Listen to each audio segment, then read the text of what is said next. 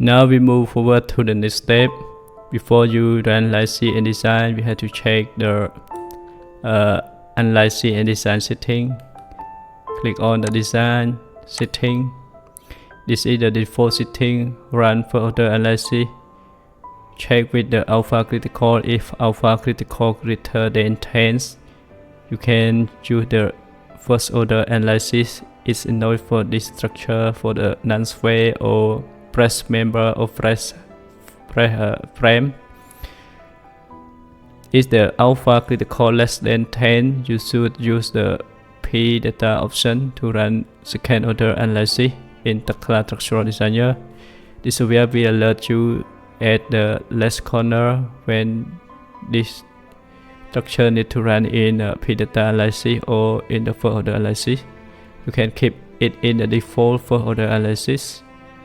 General, and check for the sphere entries in the default, so we keep it 1 L over 300 for the single portal frame. You can use it the minimum is L over 150 for the wind trees only. Yeah, check for the wind case only. That's correct. For other options we do not change it. Auto design, you want to turn auto design on off and click never. So for the steel and for the isolate, click never. When you input the section, the software will run it without auto design. Use the option to optimize design option, design section, and click on OK. Click on the analyze setting. This is the first order nonlinear analysis. Second order backlink. The next step we will run on the second order backlink to check the backlink mode of the structure.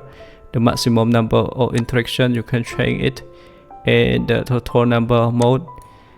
The default software keep it 10. You can change it from 10 to 20 or 30.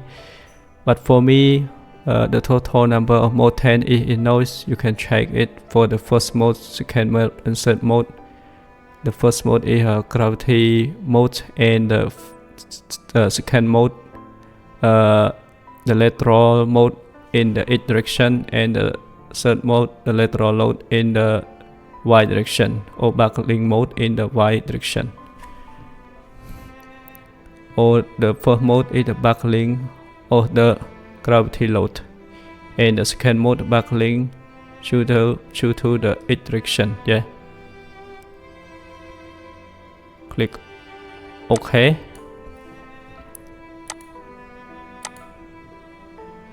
Thank you for your watching. I hope you enjoyed this tutorial.